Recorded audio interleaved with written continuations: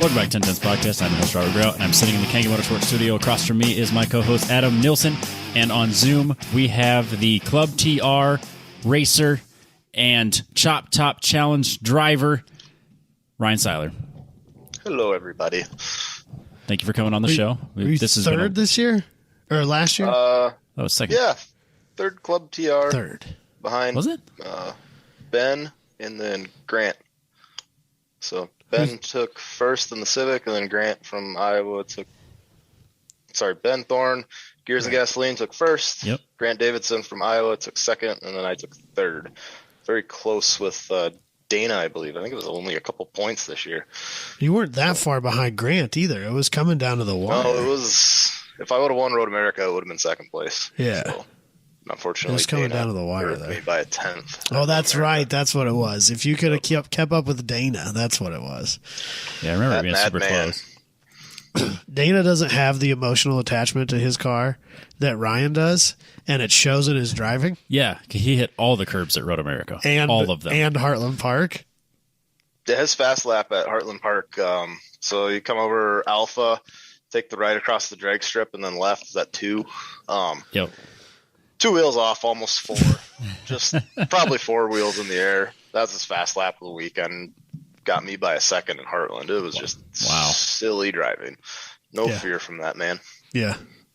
Those Wisconsinites, man, there's something in the water. There is something in the water. I guess it's probably in the ice, actually, I think. In the beer. Because they don't drink water up there. Well, yeah, it's because it's always frozen. Yeah. So it's, it's just keeping it has to have alcohol in it so it doesn't freeze. Yep. So it's all that spotted cow. Yeah. Mine's not a fan. There's a hot take right there for you. Spotted cow is not that good. Whoa! Fight me. Spotted cow is not that good. We'll start. It's a novelty. We'll start the episode with the hot take. How about that? Yeah. The only reason they're successful is because they've limited their distribution. I thought it was pretty good. I've heard Ryan get on his high horse about it. How terrible it is. Yeah. I mean, he'll drink it. Don't get me wrong. Well, yeah, it's beer. Drink anything. I was going to say, I don't think I've ever seen a beer that Ryan wouldn't drink. Nope. So drank Miller Lite the other weekend because it was free. You've been hanging out with Dalton, haven't you? No, we're good. I drink High Life, not Miller Lite. Oh. The champagne of beers, right? Isn't that what Dalton drinks? Yeah. He drinks whatever's on sale and out of date at the at the drive-through liquor store. Whatever's basically free. When Dalton says he's drinking sale beer, it's expired beer that the vendor dropped off for dirt cheap, and he doesn't care. Yeah, like it's literally expired. Yeah, he's got a case of it for like $10. No, by case I mean like a pallet. Like a pallet. Yeah, sorry, a pallet. He has to take He has to take the truck down there because the amount of beer he's buying won't fit in the Camaro. Yep. Yeah. Just forklift it into the back of the slumlord. It'll be fine.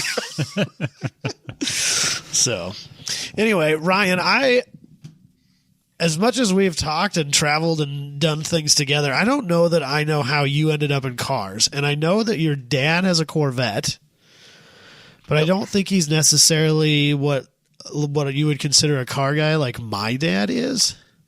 So how did you end up in this stupid little world of ours?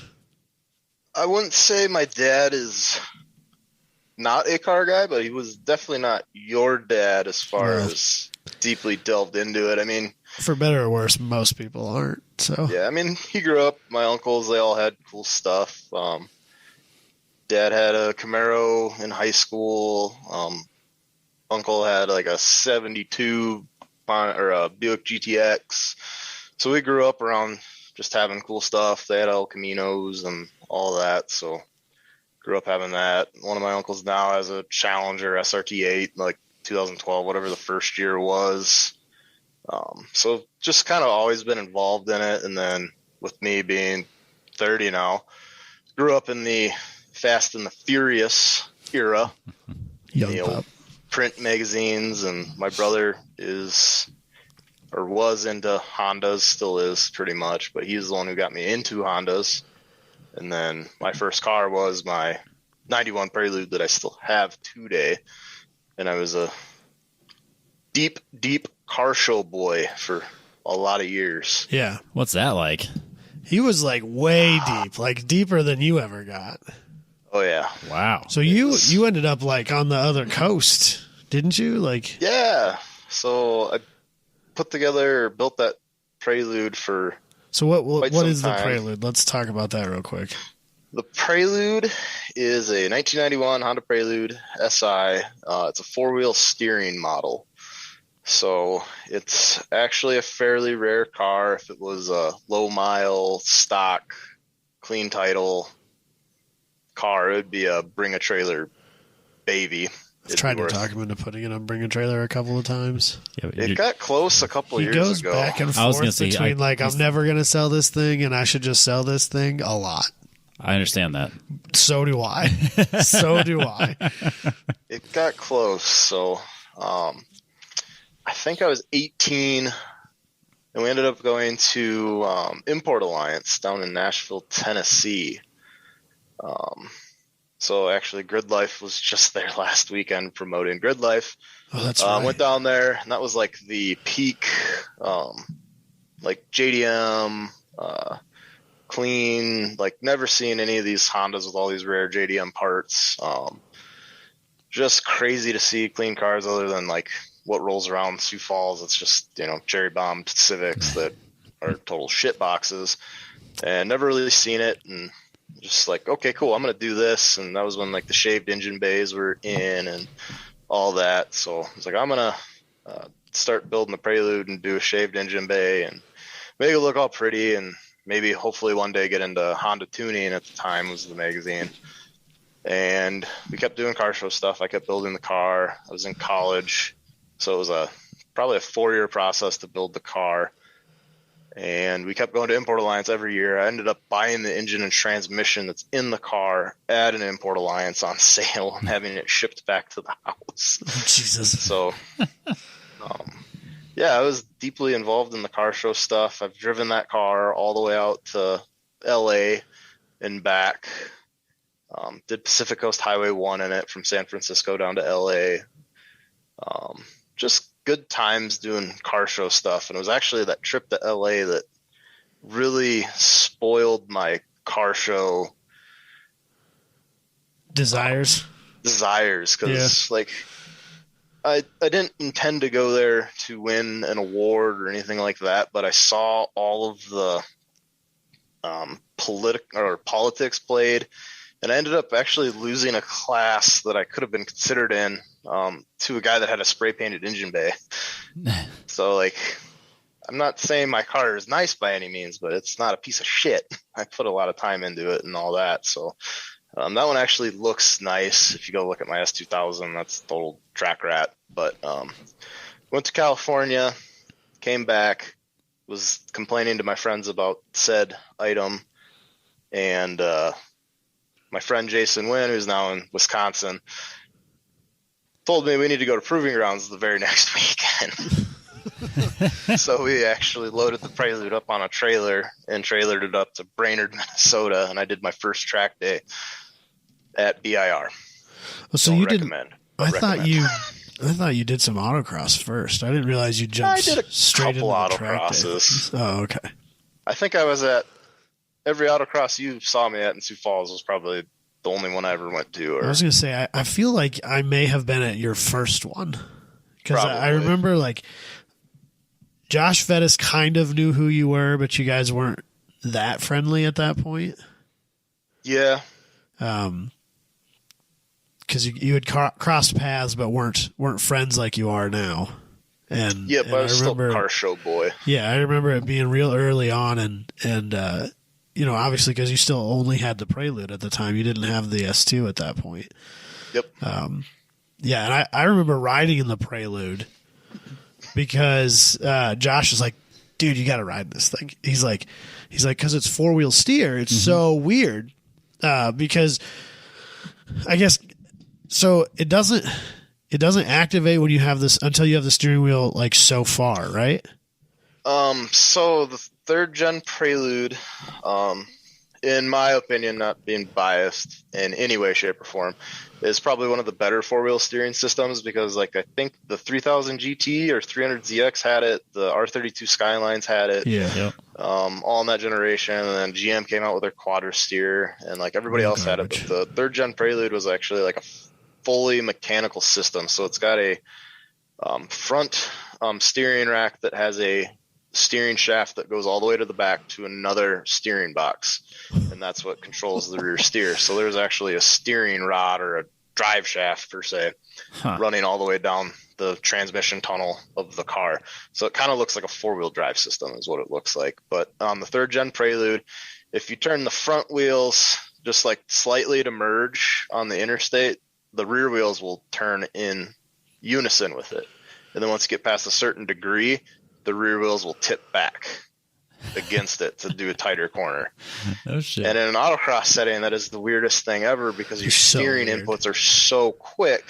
It's constantly just doing I don't know, I would call it like a waggle butt, like a dog super excited to see you. You could feel the back of the car kind of like doing its own thing. Oh, weird. And Ryan would be like, if on one of the like few times you'd have like a steady state corner, would be coming around and like right at the end, he could put a little more angle into the steering wheel, and the back end would come around a lot quicker and straighten the car out, and off we'd go down to the next corner. It was such a weird feeling, because getting a front wheel drive car to rotate in autocross, that's like the thing, right? Right. And that car kind of like did it by itself. Did it by itself, but like so not weird. in a cool way. Like No. It was really unpredictable in a way. Like You still managed it well because you weren't slow.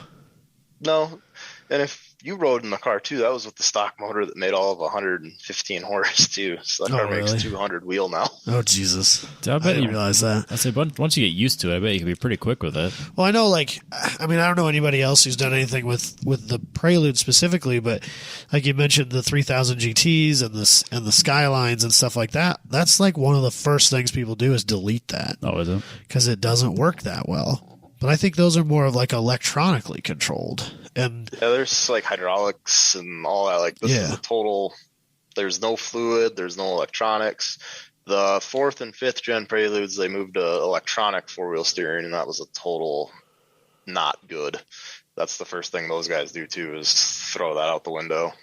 yeah, lock that out. Yeah. Move on. It's just dead weight.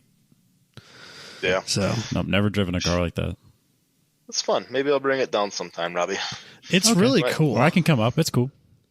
Okay, might go see Buddy Chen over Memorial Day. I think he said, "What's the Subaru tuning shop in Des Moines?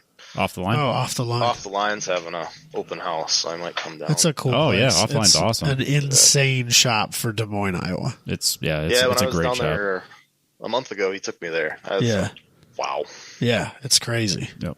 like No, I that's a started. nice place. I started going there to, like, I had the GTO tuned over there, and Yeah. I've gone over there for a few other things, Yeah. even when they're at their old shop. Yep. And then I made a comment about it. My mom's like, "Oh yeah, by the way, that's your second cousin." What? Yeah, they own a Subaru shop down in Des Moines. That's Justin. He's your second cousin. What a small ass world. We did a show in their old shop Yep. Yeah. With Zion. with Zion. Yeah. Yep. So Small world shit. yeah. So anyway, I just wanted to talk about that because I've never really known like how you ended up in the car world or even in the Honda world. So Yeah, I went to Brainerd that summer and track world, whatever. yeah. But yeah, born and raised, not really Honda, but got into Hondas and been a fanboy ever since. And I like to say it's acting my wage because I can afford the car and go afford to do things with the car. So Right. that's kind of where I'm at with it. So the S2 that he has now that you have for the track day stuff now, that's got some interesting kind of funny history to it as well. It's lovingly known as the Flood 2K. Kind of walk us through that real quick. So yeah, like I said, went to first track day at Brainerd, drove the Prelude, met some people that I'm still best of friends with today because the track community is great, and we'll go more into that later.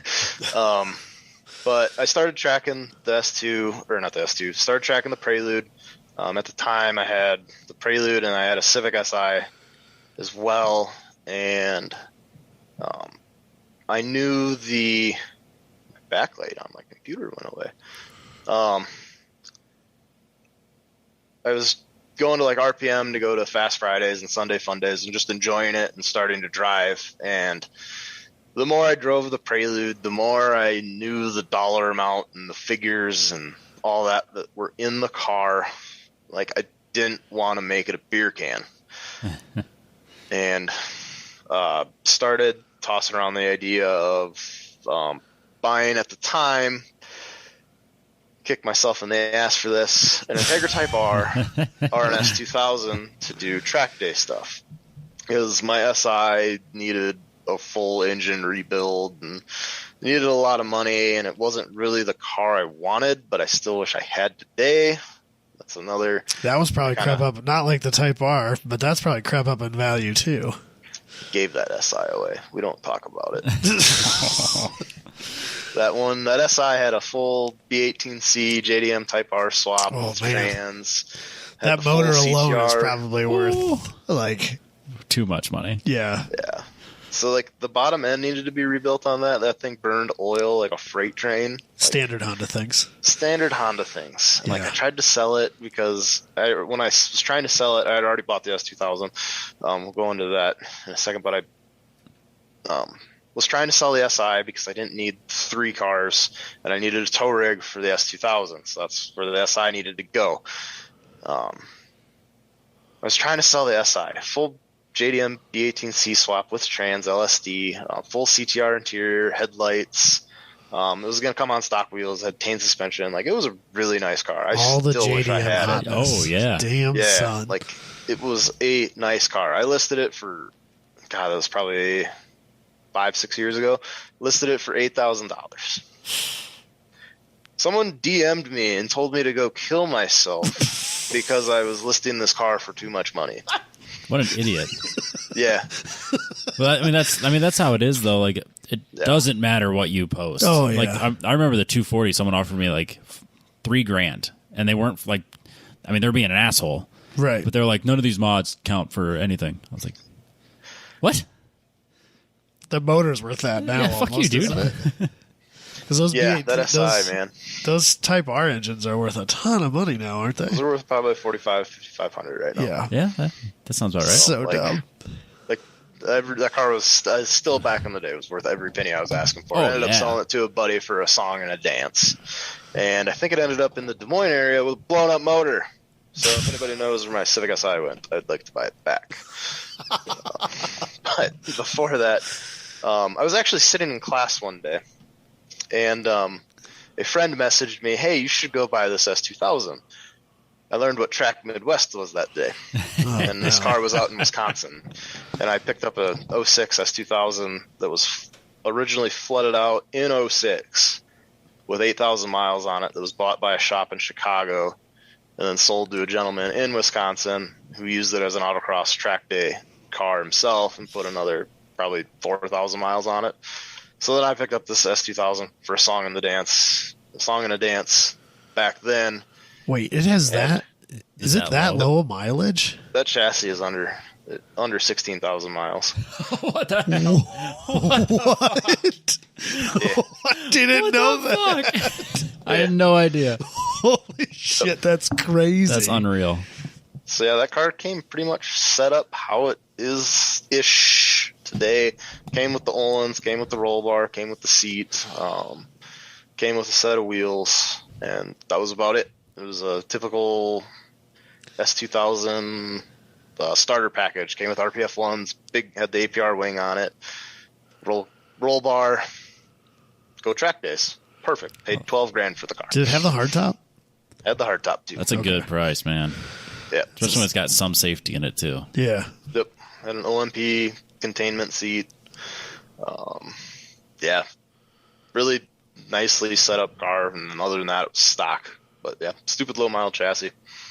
I didn't realize it was that low mileages. That's hilarious. I thought my Omni was low. That's crazy. Yeah. Yeah, it was flooded out in Tennessee or Kentucky in 06 and then sat for years. And yeah. Huh. So then you bought it with an F in it still, right? Yep. Still the factory F22. Made really good power. We did E85, stock intake, stock header, 3-inch exhaust. It made like 232 wheel and like 150 torque down at excessive. That's kind of a crazy number back then for a naturally aspirated 4-cylinder. Like that's especially because like, what would this been like 2012? You said? Yeah, probably. Later 15? than that. It was probably like 2016, 2017. But still, like for a naturally aspirated, I know K's can do crazy things now, but back then for a naturally aspirated car, that's not a slouch. No, it was a really good car. It was honestly too much to learn. My first rear-wheel drive car to learn track day stuff, but what's that like? I think I did all right. So, been there. Dalton's over here like, I don't know what you guys are talking about. I jumped to a I started with Corvette. a 500 horsepower car. I don't know. I'm still scared of it today. I don't know what your point is. I get that. I'm so scared. It sits in the garage. Love you, Dalton. No comment. I'm staying out of that one. Oh, God. So, but then let's fast forward to the demise of the F. Flood 2K. Flood 2K, man. So by this point in my life, I've gone like full into autocross because it's local. I was a part of the local autocross club as the vice president for a while.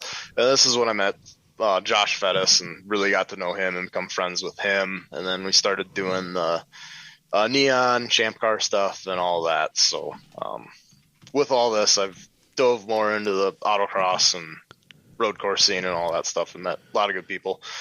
But coming home from an autocross one day, still street driving the car a lot. I live in the middle of Sioux Falls. We had a flash flood. Decided to take the car down a hill as a big old SUV came the other way and washed water completely over the roof of the car. Sucking water up into my super low mile F22, throwing the rod out the bottom of the pan. Yeah. Oh, no. Yeah. So I did not know that. Flooded. Yeah. Did not know that. It's been flood damaged twice. Death by flood. Death by water. Yikes. So that's the running joke is we keep that car out of the water, keep it out of the rain. Don't let Ryan go out when the track is a little soupy. Like basically you can't run RPM like most of the year because there's too much standing water. Oh, yeah, don't do that. So, yeah. That would explain. I'll go off for every wet session I can get. That would explain why it's the weather's so shitty at Gingerman every time we're there together. That's fair.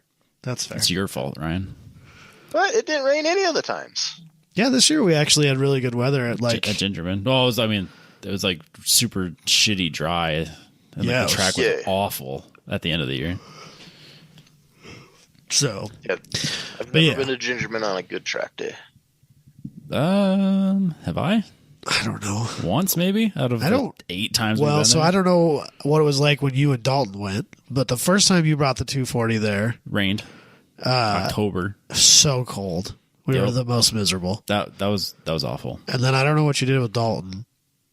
I think that was the only time you ever brought the 240 with those 2 times. Or no, that was the Z's. No, it was the first Z event was the first. So did the 240 only go there once? Just once. Okay. Yeah, because I brought the Z the next time. And then you didn't go to spring kickoff this year, or last year, did you? You just went to Gingerman once, right? Last year? No, I went there twice a year ever since. Have you? Yeah, because I raced there twice last year. Oh, okay. Yeah, because I did both. I think the spring kickoff was nice, wasn't it? Yeah, spring kickoff wasn't bad. Yeah, it was nice weather. The track was shit. Track was shit at both Gridlives this year. Yeah, it was worse. It was worse in the fall. That sounds like a racer excuse to me. That sounds like Ryan trying to give us excuses as to why he was third and not second or first. See, I just chalked it up to me being terrible. Right. So I just assumed that the track was fine and I'm terrible. It's the track's fault. It's more so saving the embarrassment that I haven't been sub 140 at Gingerman. Same. I mean, that proved to be more of an accomplishment than we thought it would be in a ClubTR spec car. Yeah. Well, last year. Last year. This year it's in a full-on arms race. It's out of control. What's the deal? What changed? Nothing. Nothing changed. The rules didn't change. The cars changed? The cars got silly. Okay. So The cars got silly. Are you falling behind, Ryan, or are you just jumping in line? I'm behind. Ryan's on a build year. I'm on a build. And I don't even think that's going to matter. You just plan for the next year. If anybody would like to buy my 2000 Chevy Tahoe, I would like to buy a Honda Fit 5-speed. Sunday Cup things. Yeah, that seems more reasonable. It's frustratingly more and more reasonable every day. Yep. So, yeah, the Club TR class got real crazy this winter. Everything gets crazy all the time. Like, look at the GLTC cars. Right. It's unreal. Yeah, they outlaw Hoosiers and still go faster. Faster. Everything's more expensive. I'm doing things I didn't want to do. Robbie's like 30 seconds away from buying an ABS kit from for a car that I have no intention of driving this year. From Wes, who's also a listener. Yeah. If he sold that, pick that up. I was gonna come get it if I need to message him back, but I messaged him as soon as he posted it, and then he said that it was pending. So unless he sold it out from under me, I'm planning on buying it. Yes. That, or unless he charges me way too much for it. I think it's hilarious. Robbie's buying ABS. I fucking hate it. If you can't beat him, join him, Robbie. That's exactly what it is. That's exactly what it is. Makes me so happy. I fucking hate it. I can't describe to you how happy it makes me. It kills me to my core. Like I can't even describe why I'm so happy about it, but I'm so happy about it. You just love my pain. A little bit, yeah. Yeah, absolutely. No, I started looking into it, and I was like, I can do this. And then I got like all the research into it. I was like, Dalton figured it out. How hard can it be? Did he, though? Well, that's fair. We don't know. It's currently disabled. Yeah, see? I don't think it ever worked. No, because we had too many other things to shake down first. Yeah, so let's not count the chickens yet. Okay, for him. no, you're not wrong. You're not wrong. But no, I think I got it. Ryan and I spent a while at Pikes Peak last year zip tying ABS wires out of places with spinning things because we were concerned for his safety. Yeah, probably a good idea. No, I also learned that the 350Z sensors work with the ABS at the Mark 60 ABS unit, which is pretty cool. So yeah, it's not that hard to wire in now that it. Oh no! And you can always just buy the harness if you have to, but I'm so proud of you. Yeah, can't beat them, join them. That's what it is. So yeah, right now it's kind of looking like this could be a quiet year for you after you made every points event that Gridlife had last year, right? We made every points event. The only thing we didn't do was track day picnic and taco track day, which were both not points events. Non-points events. Yeah, not really local for us, so not worth towing out there for those. But yeah, I made every points event and did well at every track except for Gingerman. I podiumed at every event except for Spring Kickoff and Festival at Gingerman. That's crazy. You podiumed at every one. That's awesome. You won one of them. The one at Pikes Peak. Yeah. So pretty cool. Yeah, I haven't done anything with the car since Road America. I put it in the corner and it's been tucked away ever since. Yeah. Do you just have like a long list of wish list items that you're slowly chipping away at like I do? I have a long wish list of items that need money rolling in to start checking them off. Gotcha. So we'll start tinkering with the car now that it's getting a little nicer. Play car roulette in the garage. Probably put the red car back in the corner, and then bring the blue car out. All the bushings in that car are trashed. It creaks like an old man when you jack it up. Well, I mean, it's got 16,000 miles. Practically trash. Yeah. I mean, geez. It should be plush. You know what floodwater does to those bushings? Maybe it was a fine seltzer. Still has the factory LSD in it, which I don't know. I don't think it's working as it should. Sounds like the clutch is slipping around every corner. That sucks when that happens. Yeah, these Falcon RT660s are super wide. And they kind of bulge on a 9-inch wheel, so it'd be nice to go to a 10-inch wheel. Basically, Club TR this year is the same rule set, but the next year. So now everybody, instead of buying new modifications, they get to optimize what they have. So like example, like Grant in Iowa is doing like a electronic water pump to get drag off of the serpentine belt and gain all that power, doing the 08 TSX motor, which was a little bit of a bump in compression and bigger cams, so it makes a little bit more power. So they're just doing all these little things to chip away at the class. Yeah. Yep.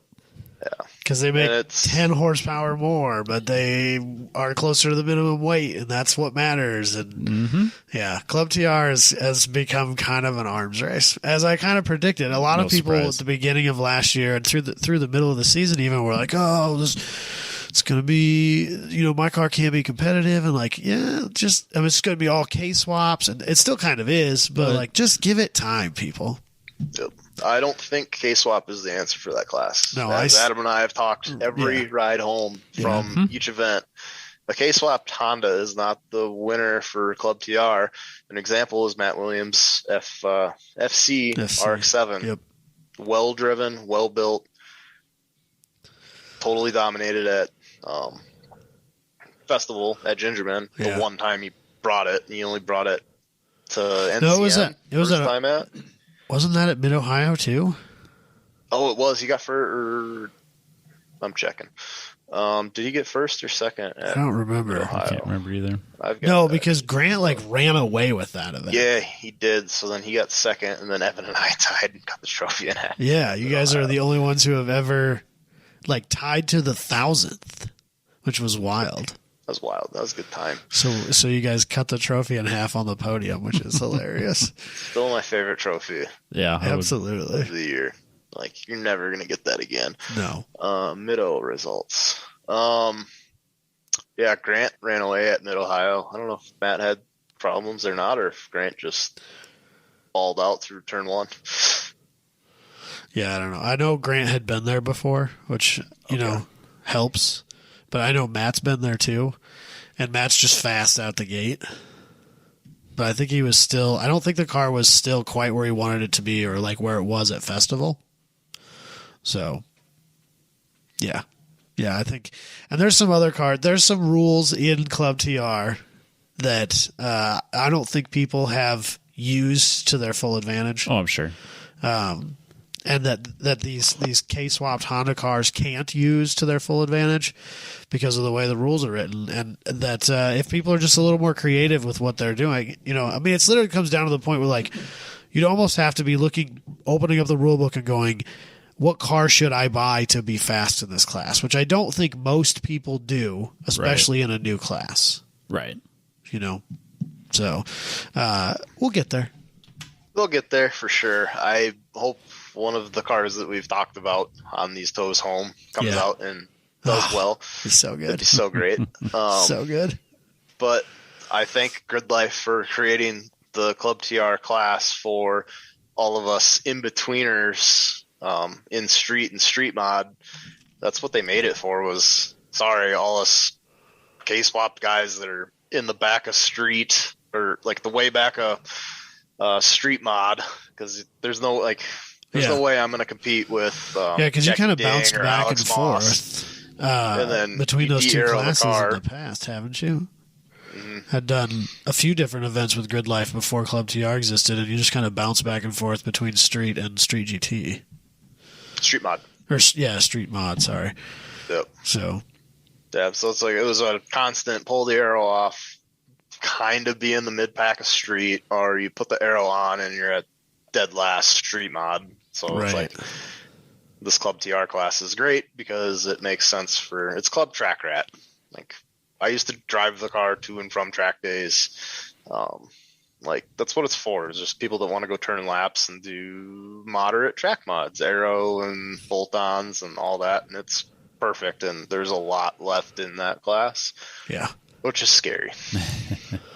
Yeah. They're going to be real fast this year. Oh, I'm excited to see. It'll be fun. It's kind of hard to gauge improvement at A&P because it's A&P. We've never been there before. Right. So, the next one's at MCM. That will be hard to gauge improvement because NCM was the first event last year, and there were a lot of cars that were just trying to figure out where they were. Yep. So I think, we got Gingerman after that. That should be all cylinders firing. Yeah, that'd be good. It's going to go fast. It's going to go very 37s? fast. I don't know. In my opinion, Club TR needs to be on pace with GLTC. They're very similar. Yeah. They're very similar class sets, so you can jump from, like, as my car sat last year, put a cage in it, obviously all the safety stuff, it would slot perfectly into GLTC as it sat. Especially now with the no Hoosiers. Yeah. I haven't done the modifiers this year, but last year with the street tire modifier, I was kosher GLTC minus safety stuff. But yeah, you still would have been. Yep, it should be anyways. Yep. TR should be on pace with GLTC. And I think you were usually like mid-pack GLTC, weren't you? Yeah, I was usually, if I was 2 or 3 seconds off of top GLTC, I'd say I had a good weekend because those guys are just aliens and freaks. Right. Yep. Yeah, you've hung out with the Wisconsin guys enough to know that you're not going to keep up with Smedgard and Tomo. Yeah. Like, it's just not realistic. It's not a thing. When you've brought the same gun to a fight, you're not going to win. That's just not going to happen. No. They're aliens. Yes. So They're all aliens. I don't get it. It's crazy. Yeah, it's not unreal. only like the number of S2000s that exist in Plover, Wisconsin. Like that's a strange thing to me as well. Hey, I did my part. I took one away from there. That's true. You did. 1 or 2? The blue one came from Milwaukee. Oh, and okay. The silver one came from Wausau, which is an hour north. Right. Of, Yeah.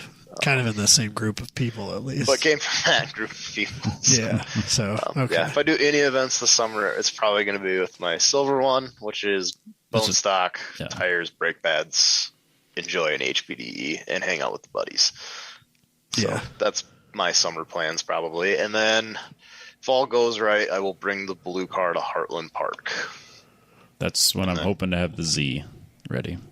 But that was also when I had no plans to do anything to it. So by October, there's going to be a lot of stuff done to that car, apparently. Well, I think everybody who's listened to the show for any amount of time realizes that you are not the idle hangout guy. Oh, God, no. Booney and I were talking about this the other day. You got to do something. And I don't think there was that much that needed done on the NPO1. There's always something on the NPO1. Well, yeah. There's always something. But, like, there's always something on the Z, car? too. There's always something on the Z. Here we go. You've done endurance, you know. That's fair. That's fair. That's work on the Neon a lot. Yeah. You guys did really well with that car, though. Yeah. A lot of fun. We did very well with that car. Learned a lot. We kicked ass at Brainerd. You kicked ass at Road America with it. Yep. Like it was a successful group. Yeah. Successful car. You did really well with it. We did 4 race days total with it. And we got first place 3 out of 4. That's awesome, man.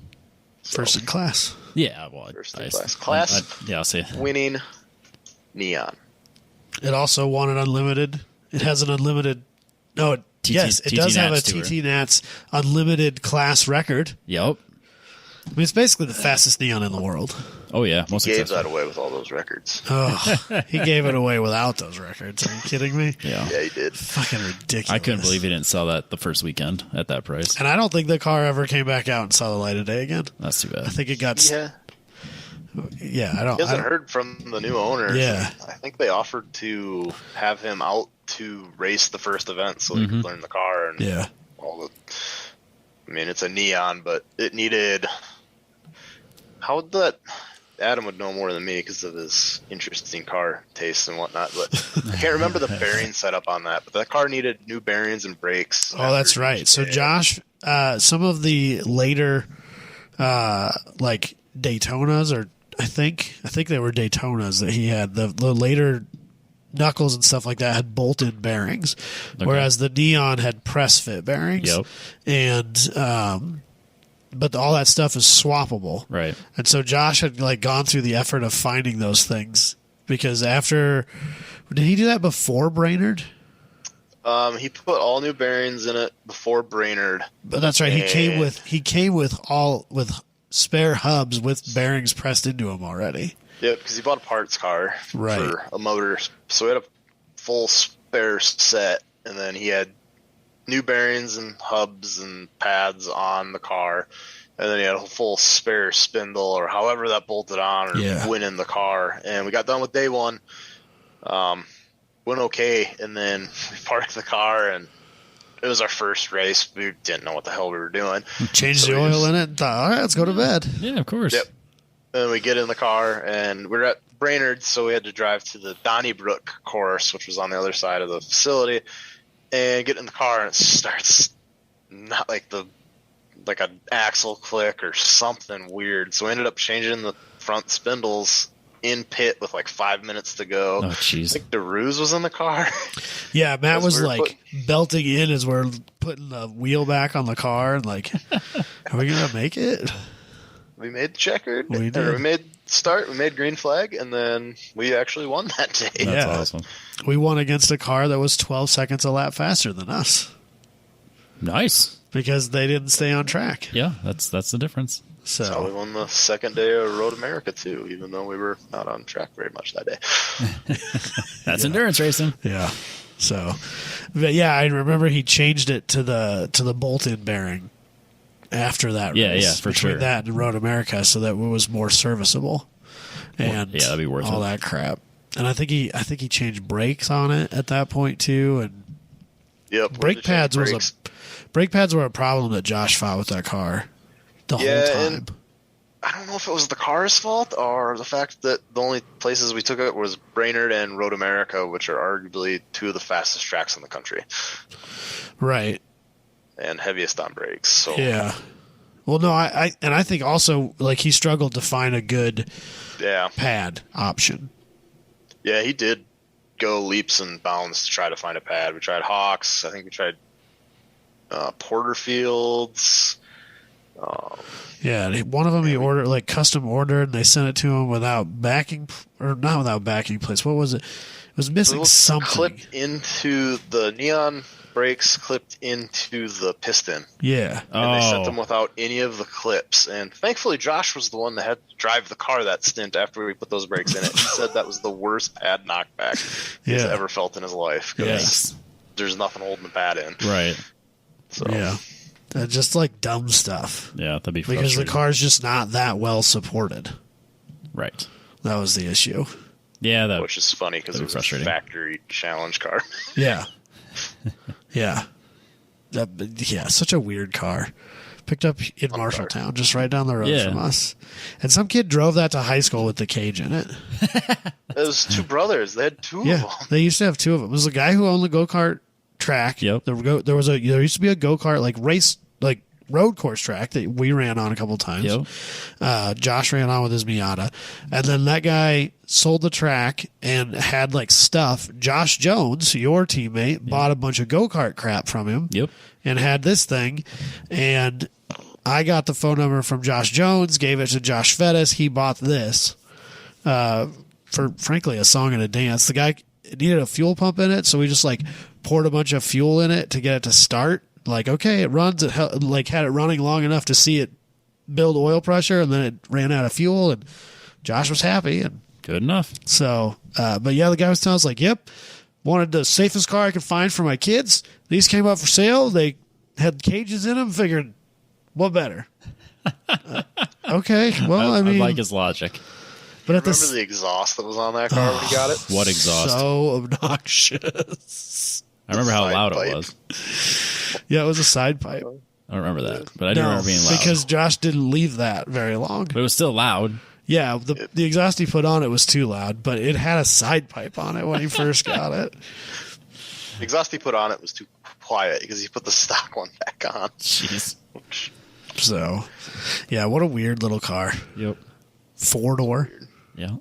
When we got it, the trunk was stuck shut. He couldn't open the trunk, so we weren't sure about a bunch of things on it. And yeah, I still think that engine, I don't think it was, like, it wasn't a powerhouse, but I don't think it was stock. I think that there were like longevity things done to it. Like, I think maybe it was knife edged.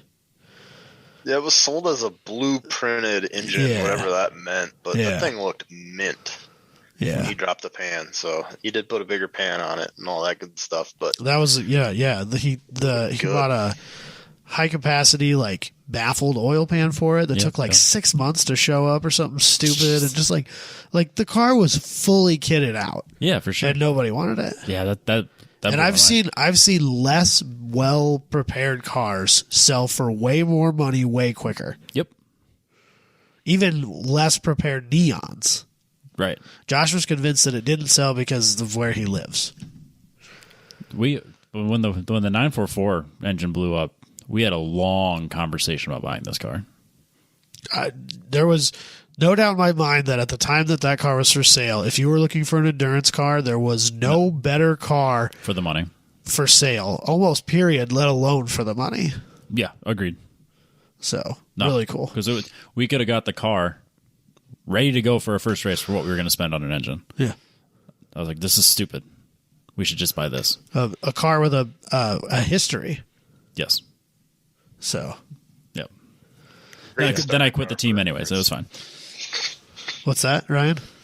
that was a great starter car for an endurance series. Oh, so good. Yeah, that'd be great. Yeah, it was slow, but it was our first time. The most crucial part of us being out there was do more laps. Just for ourselves, for the team, for everything. Just do more. Well, and then so that had the single overhead cam engine, which makes less power. Mm-hmm. But there were like fucking 4 neons at Brainerd, or something, 4 or 5 of them. And I think we were the only one that finished the first day. Oh, wow. And they all had the dual overhead cam motors in them. And Josh was like convinced that, because everyone was like, oh, you got to take that one out, put the big one in, put the fast one in there. And like, yeah, but I finished and you didn't. Yeah. Like, I beat you. Yeah, they all had like a 2.0 bottom end with like some head from a different Chrysler. Yeah, they were different building hybrid cams, engines. and, Oh, weird. What? This one's just the 1.8 or whatever the hell it was. Yeah. Single overhead cam. It runs good. Like, we finished the race and you didn't. So, like, tell me which engine you want. I'll take the one that finishes, please. Yeah. So, anyway, let's talk about what we originally brought you on here for. Besides all of your Gridlife and Honda shenanigans. I have something to say. Oh, no. This will be good. So all these Gridlife shenanigans, all this racing we've done over the last year, pat my own back, all the success I had over the last summer. It took cutting the roof off of a car to get invited onto the podcast. That's fair. Also, notice he didn't really want to come on. I think Ryan's didn't. Probably our most reluctant guest. That's also true. So don't even put that on me. Don't put that on me. We brought this up for a while. Don't put that on me. That's fair. I'll give you that one, but I had to throw that in there. I mean, you're not entirely wrong. But at the same time. So anyway, you and your roommate or buddy or whatever, I think it's his car, was his car, ended up in this Chop Top Challenge, which of course, because everything we do anymore has to be somehow Gridlife centric. It was originally started once again in Adam Jabay's magical garage. So explain Chop Top Challenge. Since you bring that up again. So many moons ago, I went to IowaMan Country Club Gridlife for my first ever Gridlife. And in the paddock, obviously Gridlife originated out of Chicago. And in the paddock one day, Torque Team Racing, who runs a bunch of S2000s and whatnot, also participates heavily in Chop Top Challenge, rolls through with their Chop Top limo. So I immediately sent a picture to my roommate, one of my best friends, Adam, said, look at this. This is fucking cool. And it's an old like Lincoln Town Car limo. Yeah. And they cut it. And I think Jabay put the cage in that one even. Yeah, the cage it's got 2 cages in it. 2 roll bars. Yeah. Like, oh, this is cool. We started looking at it and figuring out what it was. Like, we should do this someday if we find a car. And that was many moons ago. And then a couple years ago, his mom had a spare car laying around the house in the tree line. And it came down to just come get it. I want it gone. And cut the pillars. As one does. So I guess what's one step back. what's the point of Chop Top? Like, you just chop the top and then show up at some place, or like what? Yeah, what are the rules and what do you do? So there are 5 rules. Oh, that's like 4 more than I thought there were. Yeah, I thought that. Right. Okay. So rule number 1, your vehicle must be one that was not offered from the factory with a convertible option. Pretty straightforward. So I can't use a Cavalier. But we could use a Focus. Yes, we could use a Focus. You could use a Focus. So you can't use I'm sure there's some exceptions to these rules if you use like exotic or cars like a Corvette maybe, but probably not. Did they make a convertible 350Z? Yeah, it's awful. So you couldn't chop the top on a 350Z. Oh, well, there goes Dalton's thing. Yeah. E-Man gets a pass now. What was that thing? Well, Dalton's been trying to tell E-Man since he did chop top that he just needs to chop the top off the Z. You should do that anyway. I mean, you're not wrong. Doesn't he have like a bunch of other cars you could chop the top on? I don't even know. One of the Datsuns. That seems like not a that waste. Datsun. That seems like a waste. The 510. He's got a Golf. Yeah, let's no, that came as a convertible. Just cut it off the 6-liter. That thing's worthless anyway. Barracuda. The Barracuda, I think you could have got as a convertible. I don't think you can get the Golf in that generation as a convertible. All right, let's chop it. So, anyway. Rule number 2, kind of a self-explanatory one. Full face helmets must be worn. You don't say. You should do that anyway. Rule number 3, obey all driving laws. Like, again, is that a rule? It's the same rule as with One Lap of America. Or the Mid-Coast Rally you and Michael did a few years back. Yeah. That was the rule that no one listened to, but it's there. The rule's there. We did not. We followed the rules. We didn't break the laws. Did you get a ticket? Nope. Suck it, Mr. Pettis. Rule number 4, it must not damage or immobilize another team's vehicle outside the limits of the points list. Good sportsmanship is expected. So there's some points on the list that you can get for vandalizing other people's cars, which is all good fun, but you can't immobilize it. That's just bad taste. Put some dumb sticker on it or paint something silly on it. Like super glue a dildo to the front? Yeah, probably. Gotcha. So many whoopee cushions on exhausts. Rubber hoses. Yep. All that good stuff. And then your car must remain pristine. I assume that's air quoted? Yes. Okay. So really, there's only one rule of Chop Top. Or 2, really.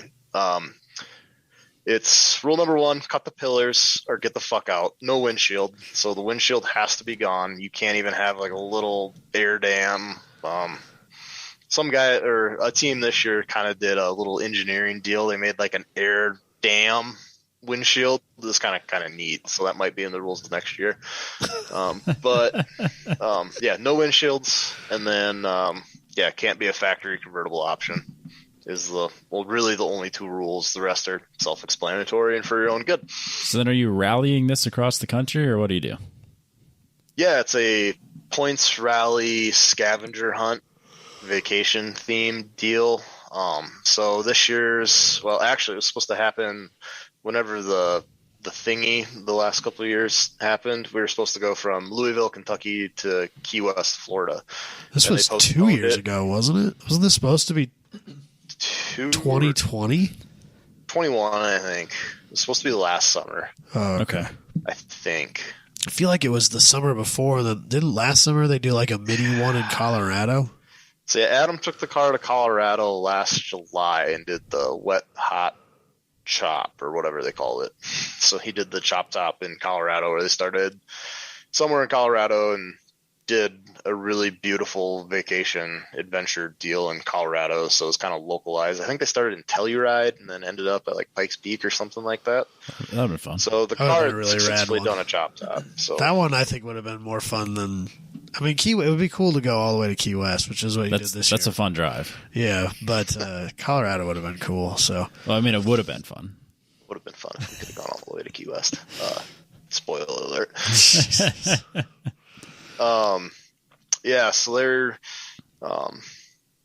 they're the new owner of Chop Top is trying to make it like a travel, like he wants to make it so you can like rent our Chop Top and go do like a wet, hot summer chop or whatever in Colorado. So like you could just rent it and go on a vacation and go do this challenge with not your car. This kind of his dream with it, but right now it's just a bunch of idiots cutting windshields off of cars and driving across the country. So, oh God, yeah.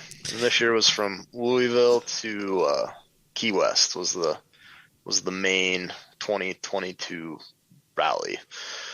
So That's a proper rally. that's a long drive. That even the drive from Miami to Key West is surprisingly long.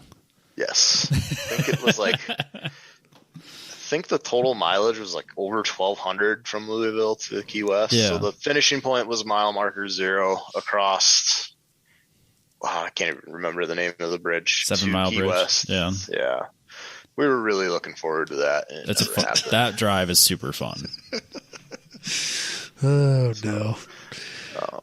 So starting out, because you guys left South Dakota in a vehicle that does not have a roof or a windshield in March, Are you not allowed to trailer them to Louisville? That is a very unwritten rule as well. Yeah. It's very frowned upon to trailer choppies. That's fair. So anybody that was at Gingerbread Spring Kickoff, we actually had the choppy there. We put it in the stacker and brought it out for fun. So that was a kind of a impromptu choppy meetup because it's near Chicago, and they did a short little weekend up there. So if anybody saw the IowaMan camp at Spring Kickoff, we had the Buick there. So. Oh, they saw. And if anybody else listening, we were driving around the paddock at Spring Kickoff with 4 or 5 of us with Dalton's dog Diesel in the back.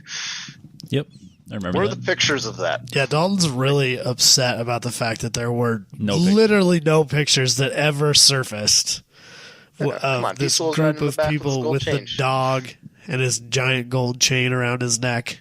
Oh yeah, there should be like 100 pictures of that. Yeah, where are they at? Find them, people. They don't exist. Oh, they do. There's probably like one really awesome one that Rob did. He just that landed on the cutting room floor and never left. Yep. So, Hopefully we find it. Power of the podcast. Yep. Yeah, that's Actually, yeah. If there's a chance. yeah. Be a good one to find. When did we think we left? When did we leave? I forgot. Early. You left early. No, well, yeah, okay. So you guys left. What was this? 2 weeks ago? It was the week of. It was the week of AMP. Yeah. Weekend of AMP. Damn it, Gridlife. I already took AMP off the website. Yeah, they delete it like the second it happened. Can't get anything else on that website. It was 2 weeks ago. Whatever, it's not important. 2 weeks ago, yeah. So keep in mind, it's 2 weeks ago, early March, upper Midwest. Which is very dangerous. As I've said before, it always snows after my son's birthday, Always. which is in the middle of March. It So- snowed last night. Yep. Yeah, we're actually supposed to get a pretty decent snowstorm tomorrow Yep. here. So that's annoying. Yes, we left. It was about 30 degrees. It's a snowmobile ride, right? Dalton's like, I've ridden a motorcycle. How bad can it be? Pretty fucking bad, turns out. Terrible. So we left Sioux Falls probably about 6 o'clock after work on Monday night and drove the hour and a half to Dalton's place to pick him up. And it wasn't so bad because the sun was out. And as soon as we picked Dalton up, the sun disappears and it becomes frigidly, miserably cold. And I think we only made it another 2 hours to Fort Dodge or whatever. Is that where you guys? Because I know far. you wanted to go to Iowa City, and I was pretty sure you didn't make it that far. We only made it to Fort Dodge. That seems fair. That seems fair. So, does that still have the heater core in it? It's worthless. Yeah, would It goes imagine. right out the top. well, I didn't know if you could like point it at your feet, at least keep your toes warm or something. Better than It's not nothing. full blast heat on the floor, but it goes right out the top. Yeah, I guess. Jesus. So, yeah, we were all bibbed and overalled up, and it was miserable. And about Fort Dodge was all we could take that night. And we stayed the night. Got up 8 o'clock. Dude, you couldn't have paid me to do. I have so little interest in trying to do that. I hate being cold. That sounds like the worst. Sounds like you two need to do it for the content. In June, I'm down. In March, no. If you guys would have invited me not the day before it happened, maybe. I would need to prepare. Mentally. Noted. Yeah, mentally, I would have to plan ahead. I would have to bring my long johns. I need to be ready. I didn't even know that Dalton was doing it until like a day before. So we talked about it for a while now. Not publicly. Yeah. No, Adam's buddy Mike, he wasn't able to make it this year. He was the one who did it with him in July for the Colorado trip, and they had a good time. And then he had to back out for family reasons and whatnot. You know, having kids, gross. Word. Yuck.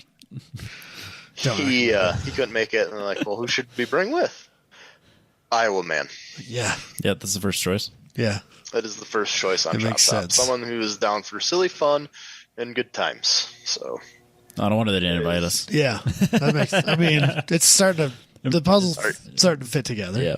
are you down for pain and misery? Not Yeah, really. yeah, usually. Highlights in Not it? really. Yeah, no. usually. Half the things I do are pain and misery. Wrong kind of pain and misery, Robbie. Are you kink shaming me right now? No, I would never. Okay. We don't kink shame on We this don't podcast. kink shame on this podcast. I like my suffering and pain. Jesus Christ. Oh, man. Yeah. Anyway, so you froze your asses off getting to Nashville. Louisville. Louisville, whatever. It's the same. So Well, we, like- left Fort Dodge that morning. It was like 8 in the morning. You know, you have your morning dew or frost or whatever we have in the wintertime up here. Yeah. We get on the freeway on 20, start driving, and the windshield visors start freezing up On your helmets. on the helmets. That's how cold it is. Right, because you're breathing into them. Yep. And they have to be down, otherwise you're getting splattered in the face. Yeah. Yep. Real miserable day. One of my favorite pictures ever is them looking just absolutely miserable. And it's raining. Yeah. And it's 32 degrees out. Yeah.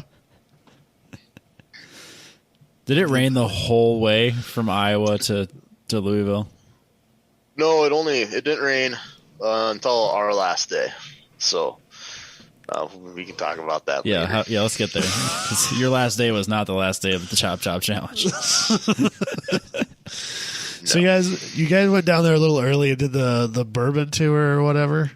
Yeah, we wanted to get down a little early and do some bourbon tours. So, like, Louisville's the heart of, not the heart of Kentucky, but Louisville's like the heart of the bourbon trail. So if you're into bourbons, Louisville's the place to start. I have gotten more so involved in the bourbons and the whiskeys ever since the COVID started. Quit going to the bar and whatnot, but Especially I've gone down it's that. more Wisconsinite things. Yeah, that seems like a Wisconsin thing. The only person in Wisconsin that I know that drinks bourbons and whiskeys is Alex Moss. Oh, that's right. It is just Yeah, Alex. Alex is into It's that. a Gridlife thing for sure. Yeah, so It I know. for sure I know is. Boyson's big into that Yeah, stuff. it's a big Poison Gridlife is- thing. I've been fortunate enough to taste some of Alex Moss's Insanely very expensive. expensive bottles. Big and boy stuff. Yeah, My God. I'm a $60 to $80 range kind of guy. he's more of the CEO level. He's have zeros some behind zeros? 60 and 80. Yeah, Yeah, add some zeros, and that's probably where those guys are at. yeah. That's next level. So nutty. Yeah, I might. So I was gonna say that's. go ahead, Robbie. I'll say at that price, I'd consider trying it, and I don't drink. I think I probably would too, but I would be wasted on me. It'd be wasted on me, but I would for sure. If Because I don't someone know what offered I'm me, trying. But like, here, have if this. someone said, here, have a glass of $6,000 bourbon, I'd be like, I mean, Yeah, my sobriety's not it'd that be important. rude not to. Yeah, I'll have that. It'd be very rude not to. Yep. Yes, that's something I've gotten into, and my girlfriend and I actually went down over New Year's and did a couple tours at like Maker's Mark and whatnot, and I really wanted to go back and do some more. My roommate Adam's a big Jim Beam drinker, and he's also dove down the whole bourbon trail deal since COVID started and whatnot, just trying new things. So we really wanted to go do the bourbon trail, do some things. Beautiful country. Even if you're not into bourbons, it's beautiful countryside. I really like it. The process is interesting. Yeah, nonetheless, like it'd be something that even I would be totally down to do. I love touring breweries and distilleries and stuff. Yeah, I'm always into that. Yeah, I think it'd be interesting to see. Yeah, the history and like most of them have all their old stuff up, even though that's not what they're distilling out of today, obviously, to support all our habits. It's really good history to see, and we ended up stopping. As I look here at Four Roses, I don't know if Robbie got that picture. We stopped at the Four Roses. Too. I do. The tour guide, this lady, was the coolest lady. We were sitting outside waiting for the tour to start, and like you do, you give Dalton shit at any given opportunity. Well, yeah, of course. So Adam and I were giving Dalton shit about whatever, who knows. His beard, probably? And probably. It was pretty gross that weekend. As opposed to other weekends. Yeah. It's been a while since we've seen him, so. Yeah, I got that picture. So. He's looking pretty hippie these days. He fit right in with Chop Top Challenge. Yeah, that's fair. So. This lady, we're giving him shit. And she comes out and she just starts ragging on him with us. Doesn't even know him.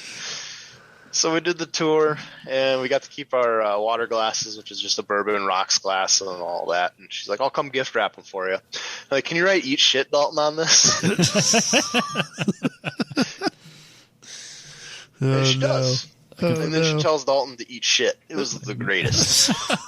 That's why, like, I really want to take him to Dick's Last Resort. Oh my gosh, I'd go for that. Like we didn't want to go originally. I don't want to go, but I'll go. But I would take Dalton there. I'd go for that. Yeah, that'd be fun. PRI 2023. Yeah. There's a Dick's. Oh, 23. 23. Okay, yeah, 23. sure. We can do 23. He's already accepted you're not going. 22? Yeah, probably not. He'll bail out the week before. That's not true. I'm bailing out now. E-Man's not going. It's going to be a great year. Where do you think I'm going? I don't care. With E-Man. Yeah, I know. It's going to be great. It is going to be So we great. don't have to do cultured things at PRI? No, we can fucking eat breakfast at McDonald's and get the same amount of food for half as much fucking money. A third of the money. It's going to be great. It is going to be great. Then we'll go to Dick's and make fun of Dalton. That'll be fantastic. That'll be great, too. I'll be disappointed that I missed that.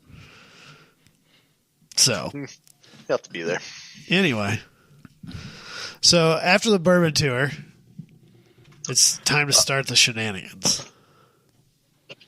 Yeah, so the first day we got to Louisville was it must have been Wednesday the 9th, I think. So there was a pre-kickoff party the night before at a local shop, and 3 of the participants actually chopped the top of their vehicle at the shop. So there was live music, band, beer, bourbon, really good time just hanging out with people. And then 3 teams chopped the top.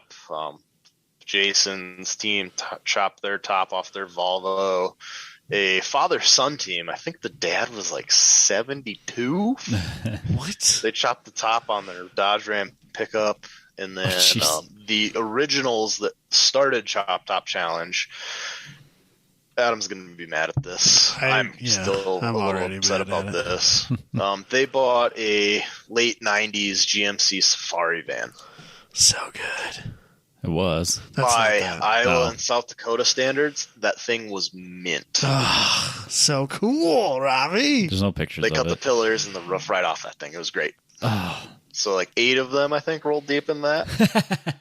I love that my love for terrible vehicles has slowly infiltrated the rest of you guys. Oh, yeah. Because Ryan would not have cared about that a few years ago. Not a little bit. Not at all. I Not don't at all. think. I'm slowly bringing you around. Yeah, maybe I'll get a Cobalt SS. Who knows? Yeah, I'm not real happy about that. I hope you do now. I hope He you actually do. is like looking at him, I'd which pisses me the fuck I'd be off. so happy. Please There's do. been a couple that have been sent in a group message, and Ryan's like, That's not bad, right? I mean, that's pretty fucking cheap. And the sad thing is, like, you could buy a pretty decent Cobalt SS for like decent Honda Fit money right now. Yeah, for sure. So, Honda fanboy will probably reign supreme, or will I be petty enough to buy a Cobalt SS for a year? Be petty. We'll find out this summer. what shocks me is how many people will spend their own money, like not insignificant amounts of money, just to piss me off. Yeah. I'm petty. I haven't done too much to piss you off directly. No, that's probably fair. Yeah, not really. But still, they'll at least threaten it, which is enough to get me wound up. Well, when he rolls up to Gridlife in his Cobalt SS, I'll be so annoyed. I'll be so happy. I'm so It's gonna be annoyed. great. Why'd you have to ruin that supercharger rule? Yeah, that's fair. I did ruin the supercharger rule. Just break out the 10 tenths podcast sticker. 10 tenths? Uh-huh. I do have another I 10 got- tenths podcast sticker for you. I do too. We can put it on a car. Get rid of a... Keep it away from me. well, no, but you can get rid of a competitor or two. So, That's fair. anyway. Yeah. So you took off from Louisville. Yeah, we did our pre-chop party, which was great fun. Partied up, and then we had to meet the next day on the mighty Ohio River. There's a picture on the Chop Top Challenge Instagram. You can see all the trash in the mighty Ohio River. Man, Standard Ohio things. Yeah, that that makes seems about sense. right. Ohio That things. math checks out for sure. So Jason, the organizer of this event, is amazing at putting together road trips and finding new things to do along the way that make it just epic and amazing, and finding these spots that you wouldn't otherwise go to. And that's part of the other challenge too. There's like a whole, it was probably a 12 by 24 sheet of paper, front and back, that had a challenge list with points on it of things you could do. So like one of them here was like you could go do the Bourbon Trail for 50 points each.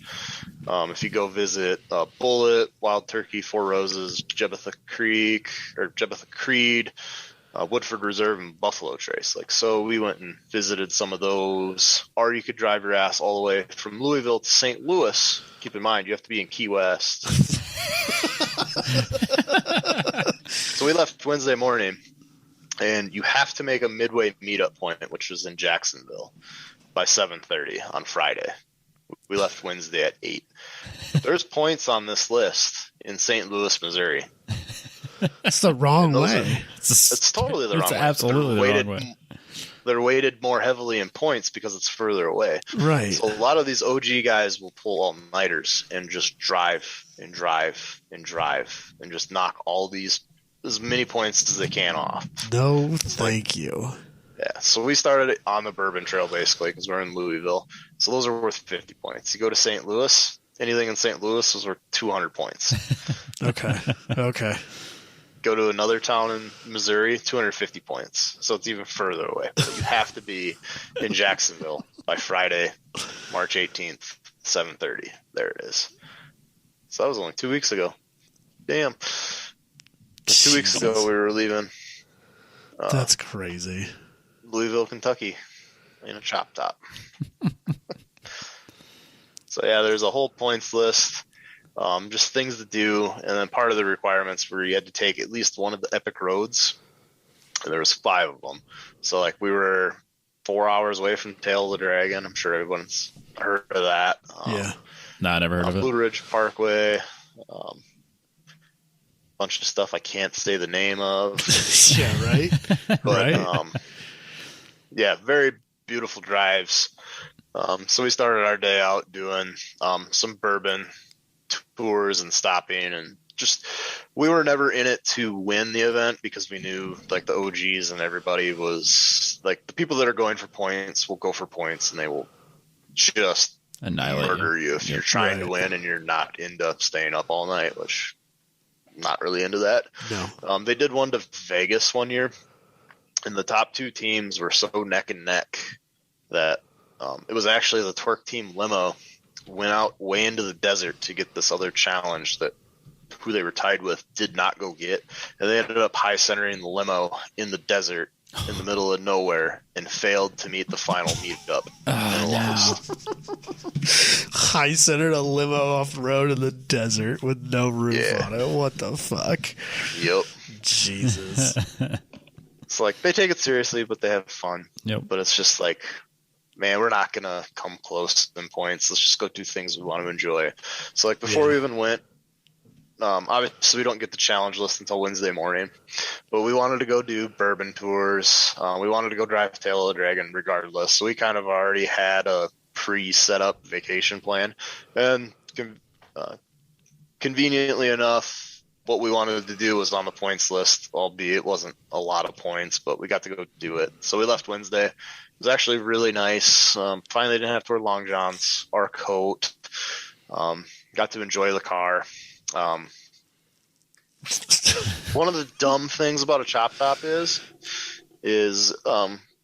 one, you'll never see an unhappy person in a chop top. Two, unless it's probably raining. Yeah. Two, you'll never see someone not smile at a chop top. That's fair. Which brings on three. You get a lot of attention. People who open car trailer race cars probably know this attention, but people do dumb stuff when you pull fun things on trailers. People also do really stupid shit when you drive a car with no roof, like hang in your blind spot, speed up, slow down, take videos of you, take pictures of you. That's by gas far the stations have sketchiest. got to be a mess. Gas stations are fine.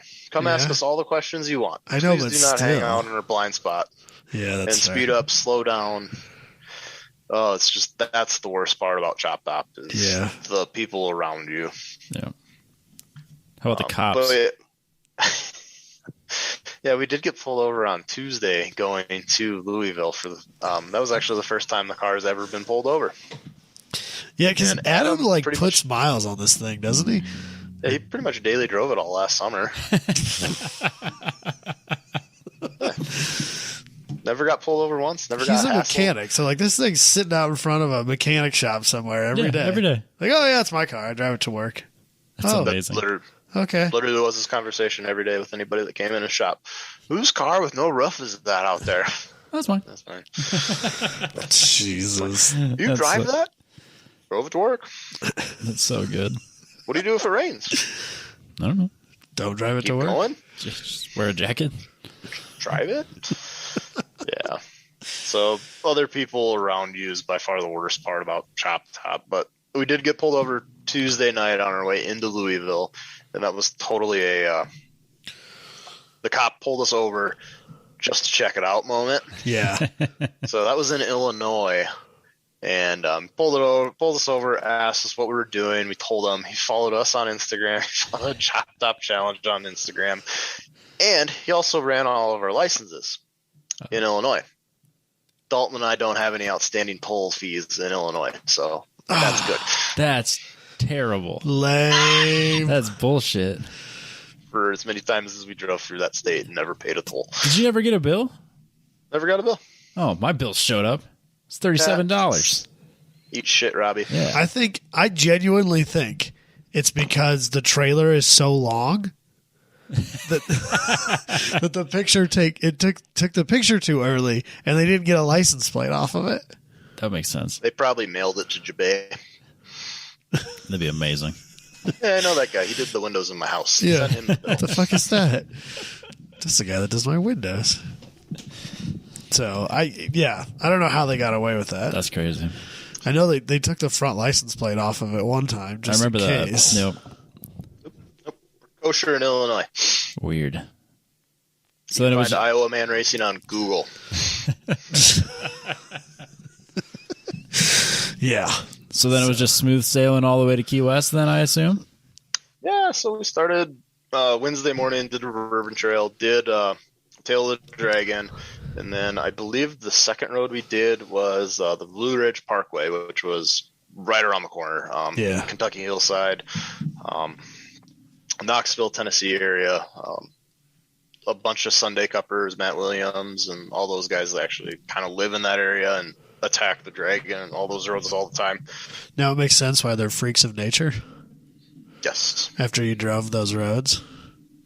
I'd been there once before. Oh, okay. Just not in a chop top. Chop top is Right, definitely different. What the hell? Everybody needs to experience Tales of the Dragon in a chop top. Much worth it. But yeah, we're doing Tale of the Dragon, and then we started Blue Ridge Parkway, I believe. And then it's all mountain pass roads, up and down hills, switchback curves, whatnot. We're just cruising along. And all of a sudden, we have a second neutral Oh, no. car. So we lost overdrive on one of the hill passes. Yikes. At about like 8, 9 o'clock. No big deal. Sun's going down. It's fine. So drop it in third and finish out, I think, probably 30, 40 minutes of a drive in the pitch black and coast into this small town. And by then, third gear it started shuddering pretty good. Stop, let it cool off. Try to figure out what we're going to do. Find the nearest town that has a hotel and a rental car company. And I think that was about 30 more minutes away. So we let it cool off. Transmission fluid was still bright red. Just serviced it. New filter, everything. Didn't smell burnt. Like, just knocked out overdrive. When it's time, man. Yeah. So To give Dalton some, I don't know if this is satisfaction or whatnot, it was a 4T60 front wheel drive transmission. I mean, same. Yep. Same. Literally probably one of the two things we couldn't fix on the road is a transmission or a catastrophic engine failure. It happened. We limped to this town, third gear shuddering real bad. Stop at a hotel. Try to eat at a Waffle House. Always a good choice. Adam. Yeah. Couldn't even You get should service, eat it. so shitty. It's not my fault. I don't see how this is my fault. I'm just making fun of you from Texas when we went to Popeyes We at should 11 at night. have gone to Waffle House. I fucking love that place. Fine, we'll go to Waffle House next year. Good call. Probably not, though. Probably won't get served. I wouldn't serve you guys either. You got a fucking car without a roof on it. For sure sketchy. Yeah, these guys are crazy. Yeah, so When you're the sketchiest thing at a Waffle House. You need to reevaluate.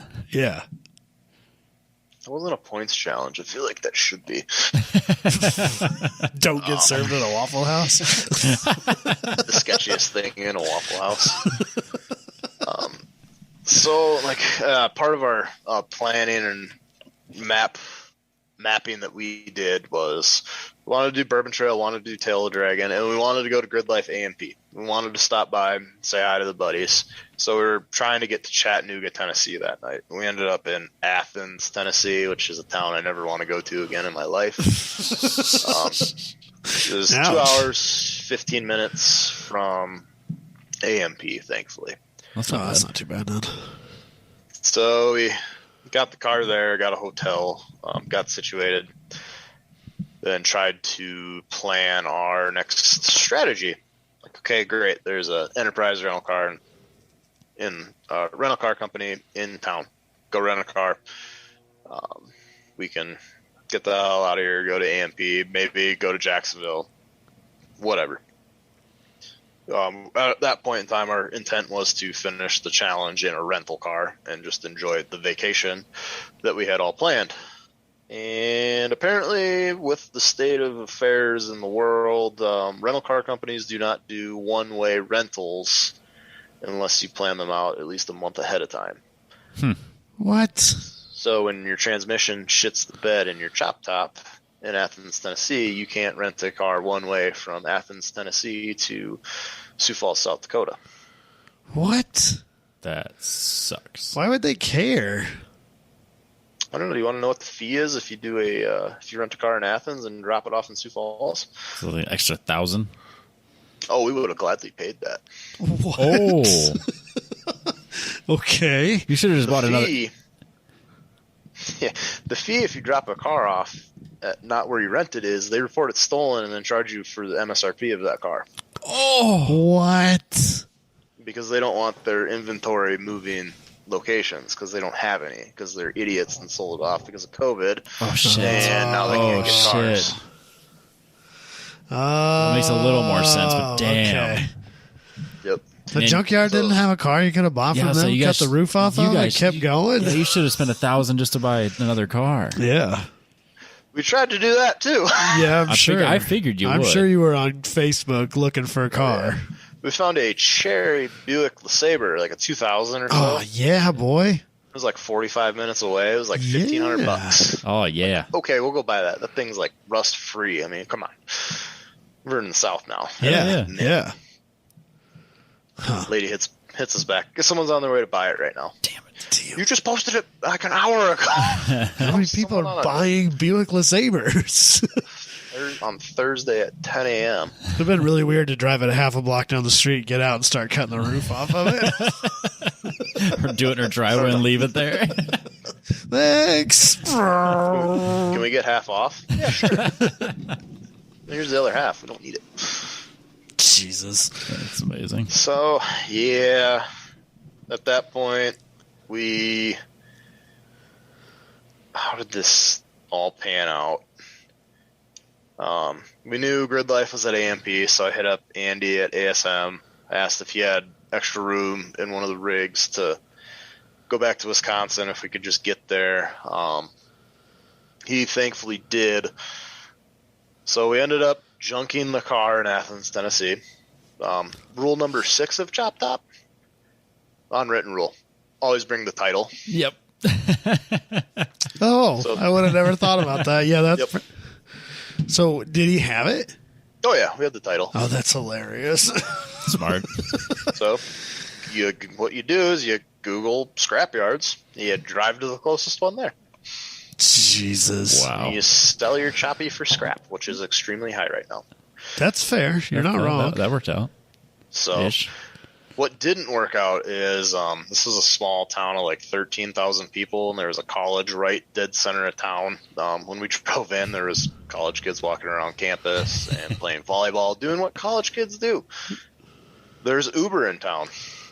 We kind of counted on being able to get an Uber from the scrapyard to Enterprise a little too much. Oh, no. And then while we were driving to the scrapyard from the hotel, it was supposed to rain, so we suited up for rain, and we drove the 15 minutes to the scrapyard in the rain, and then could not get an Uber from the scrapyard to the Enterprise. Because they wouldn't come out there? Or? Yeah, doesn't Enterprise pick you up? Well, they would if we could get cell phone reception and use the phones in the wet kind of deal. It was kind of a real bad deal. Like, everybody's mental state was just gone and done, and Oh, man. shit. Jesus. What a mess.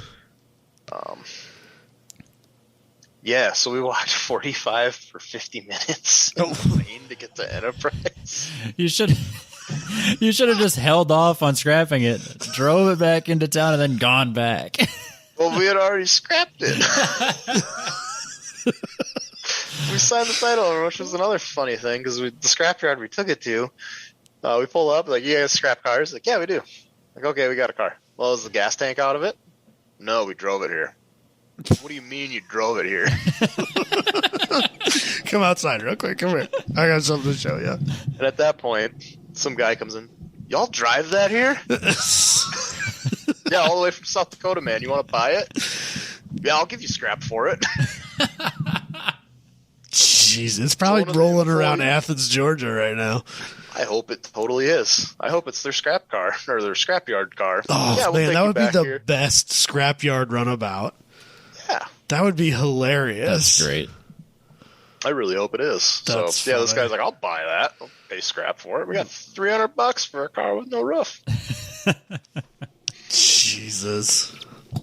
It's $300 more than he paid for it. Yeah, that's profit. fair. It's That's all fair. profit. So, yeah, he bought that, and we ended up walking to Enterprise and getting a Kia Forte or some stupid shit like that, which pulled to the right because someone curbed. They jumped a curb. Oh my god! Like, we were loading everything up. Dalton was getting the rental car inside, all signed away because he's platinum member, whatever. Yeah. Fucking Dalton. Walking around the car, and this wheel is just, somebody tore this wheel up. Like, it is shot and go in there. Like, you got the wheel mark down for damage, because this thing's fucked. Like, and the guy's like, oh, the hubcap? Like, yeah, whatever. The wheel is screwed up, man. Like, oh, we can replace those for like $25. Like, I don't care. Mark it down as red on the sheet. Yeah. Get in the car, start going down the road. Pulls to the right. Oh my gosh. It was like 20 something, 20, maybe 18. I don't know. The highest mileage rental car I've ever driven in my life. It had like 45,000 miles on it. Oh my God. What a poor existence that would have been. Yep. Yeah. So enter phase 2 of corporate rental car companies can eat shit. They don't do one-way rentals. Mm-hmm. And then this one, they had issues with people breaking into their drop box for dropping keys off after hours. Weird. So, no, we No can't after hours. We can't do a one-way rental, so we have to return this rental car back to this location that we're at. No after hours pickup. It's already Friday. See you Monday morning. Yeah, or Saturday between the hours of 9 and noon. Oh my gosh. So, What a pain in the ass. Yeah, what a utter pain in the ass. So I will never rent a car from Enterprise, Budget, Hertz, any of the tune. So I'm just going to do Turo for life because... If you're going to have to one-way it, just as well be a Turo. You know? I can understand not one-way in a Turo. That's someone's car. Right, but if you can't one-way it anyway, Yeah. just as well be something. You can get way better stuff on Turo. Yeah.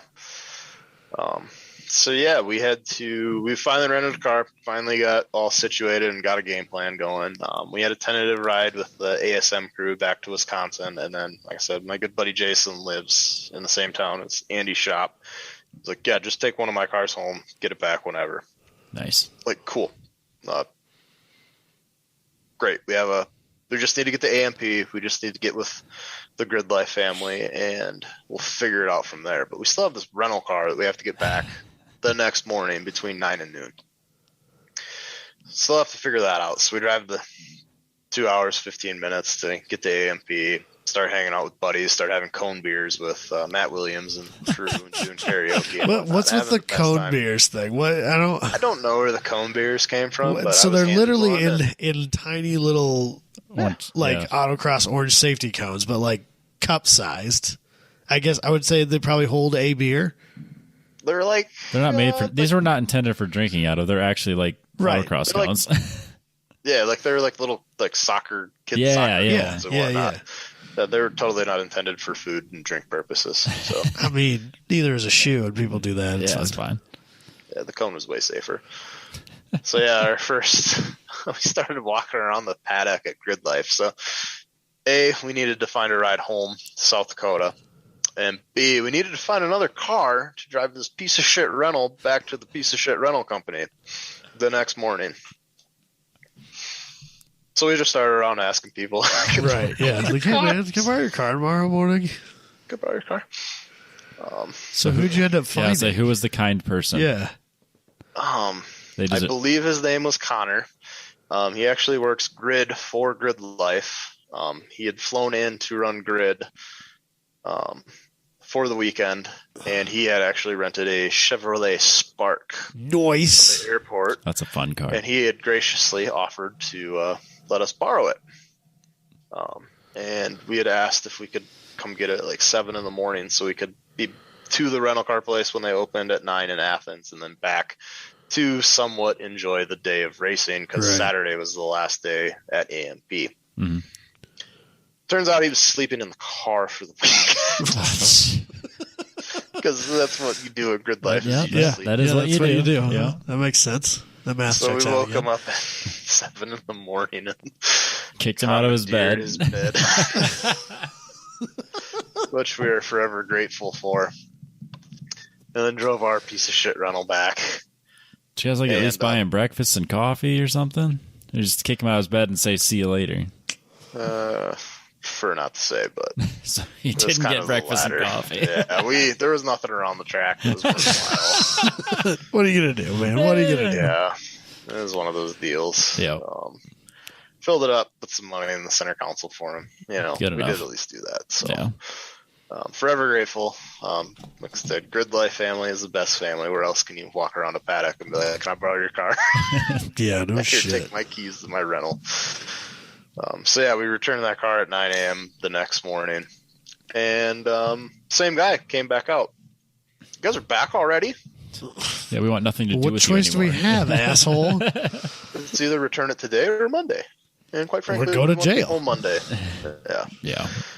Where'd you get that car? Dalton. I don't know. We borrowed it from someone we met last night. Don't even know his name. Just got in the car and we left. Oh no. Because he was, we were all pissed. Like, this is dumb. We can't even do an after hours drop box because your guys' drop box was getting broke into. So we resorted to business hours while you're there to drop off this piece of shit Kia. Like, No. I'm so done with rental car companies. Yeah. Yep. Like, yeah, and then like we're on the phone, like, can I get a one-way? Like, are you flexible on your dates? And keep in mind, this is what, March 18th? Like, are you flexible on your dates? Yeah, well, what do you got? Well, we can get you a one-way rental on April 16th. What am I supposed to do for a month? Not that flexible. Start walking. Like I could walk home. Like, Christ. And then, of course, all you ever talk to is call centers from overseas, and you can't talk to anybody directly. No. Right. It's like all humility is lost What a in all pain these in the ass. conversations. It's like, Jesus. car's dead. Like, we need to get home. Like, how do we get home? Well, the best we can do is a month from now. Otherwise, go fuck yourself. Thanks. Holy I guess I haven't shit. rented a car since before the pandemic, so Yeah. I had no idea. I don't know that I've ever rented a car. Mostly for work is usually how I did. Like I rented that Oh Jeep. yeah, I have rented a car for work. Yeah. Yeah, the Jeep. It's all long-term long-term round trip stuff, and they'll bend over backwards for you. But Joe Yeah. Schmo coming off the street Yeah. I need to go home. Yeah, no, screw Which you. also, so we resorted to Facebook Marketplace. We also resorted to the local Chevy dealer to see if they had any new slumlords. Ah. I wonder if you could do They a did not. U-Haul. U-Haul was $750 one way. Plus, the gas would be astronomical. Yeah. So that doesn't make any Things. sense either. Yeah. That sucks. So thankfully, when we got there, I had forgotten all about buddy Wes Case, who runs GLTC, Yeah. Yep. who lives 20 minutes south of me. Yeah, lives basically in Sioux Falls. So Yep. So graciously enough, I know he's a listener, and thank you again. Him and his wife, Tammy, let us ride home with them from AMP. So once we got with Super the Gridlife nice. family, Yeah. we were all good. So unfortunately, we did not finish the Chop Top Challenge, but you made it home, so that's you'll get another chance, though. yeah. Yeah. You doing it again? well, we needed another free car. I It mean, doesn't have to be that free. Close to free. Eh, If you split it it's 3 not ways, it ain't free. so bad. I'm Don't. going to put this out here. Don't okay? do it. I'm going to put this out here. Ryan can decide what he wants to do with it. All right. But I'm going to put this out here. When and if I end up with another vehicle that's a daily driver, like if I fix the S10 or buy something else or whatever, I'm going to have this Blazer I don't care about anymore. And honestly, I would much rather see it get chop-topped than sell it. You don't have a choice now, Ryan. But I almost promise you that transmission's going to go out on it at some point. One So- stipulation. So like You have to come get our asses because we can't get one-way rentals. You have to be our on-call saving grace of that weekend if we chop the top on the I Blazer. don't know. Maybe I'm going to go with though. Yeah, there you maybe go. I'll go with. Ryan, Oh, you go with, and yeah, let's I do it. mean, There is a team out of Michigan that they have a manual transmission Blazer. Yeah, That's yeah, a I've team seen of gals actually. They were at the That's spring awesome. kickoff as well. Yeah, I they remember called seeing themselves it the there. Angry Baseball Team. I didn't realize they it were was on. girls that I it's an saw the all-girls team team. name. I didn't realize that that's all girls. That's hilarious. It was an all-girl team. Manual transmission Blazer. I just assumed it was like literally a bunch of baseball dads that like one of them came across it on social media one day, like at like baseball practice, like, bros, let's do this. So that makes it even better though. Yeah. Yeah. No, a lot of good people that do it. And a lot of fun. It's a good, like, you don't have to win to have fun. You can win and have fun. Like, everybody's there just to have a good time and see the country and do fun stuff with misery on the side. I wish that Katie wasn't such a fun sucker, because it would be hilarious to take my family on this. Yes, it would. Like, chop the top of the Blazer off and throw my wife and kids in it. That would be hilarious. God, that would be fun for like 34 minutes. My kid, my son would love it. My daughter's a little young to be putting through that kind of Well, the best torture. part is when you chop the top on a vehicle, you can't hear anything going on. So Katie could be over here, blah, blah, blah, blah, blah. You can't hear it. Just shut Get off out my of here. Bluetooth face. Yeah, I caught up on a bunch of podcasts because I'm not going to lie, I was way behind. Yeah, so, that happens. Yeah. like, it was a good,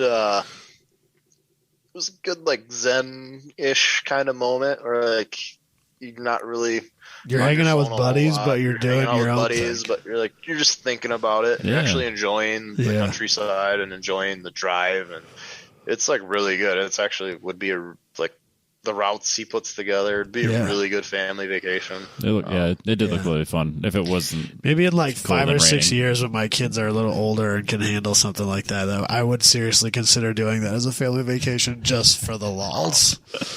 The Colorado trip.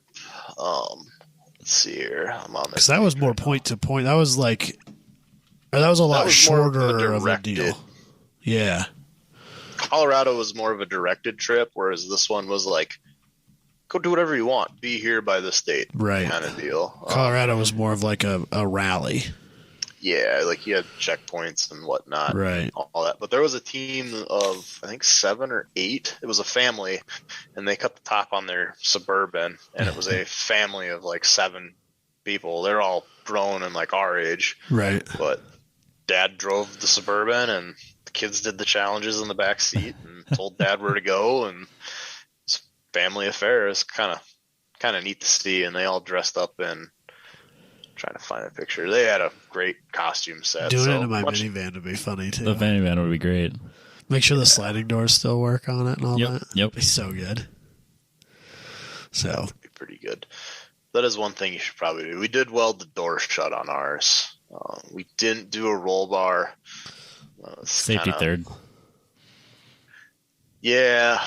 It was one of those deals where we had people lined up to do it, and they always backed out, and it just never happened. It's fine. it's kind of hard to like. I realize that but they're not like it. I mean, he did take it on the track. Yeah. It's street driven. It's probably okay. Yeah, there's convertibles out there without roll protection all the time. Yeah. People don't die in convertibles. Every Miata ever. Yeah, see, it's fine. Yeah, that's fine. That's kind of what we were. I don't know. It wasn't like. We'll just roll the dice. Yeah, that's pretty much what it was. It wasn't confidence inspiring not to have a roll bar, but For it's sure much done stupider nicer. things, though. Yeah, I don't know. Dalton's done stupider things. Yep. Absolutely. He's winched himself up and down the front of his house with a Jeep. So, This was one of the safer things he did. yeah. So yeah, there was a team out of Wisconsin that chopped the top on an old RV, like a short RV, Yeah. and they put a mini golf course in it and like a That's 64 hilarious. and all that. So it's good fun to just go out and do. I think one thing we're going to look for in our next one was a manual transmission car, because there was Yeah, that'd be the way to do it. Yeah. there's an old Ford Aerostar that had transmission problems along the way this year too, in the mountain passes and all that. So That makes sense. That they tend, especially with that age and mileage that most of those are going to end up being, they tend to be a little more reliable.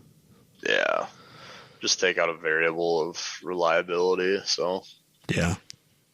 My 4L60 is already making funny noises, so Keep that evil off of me.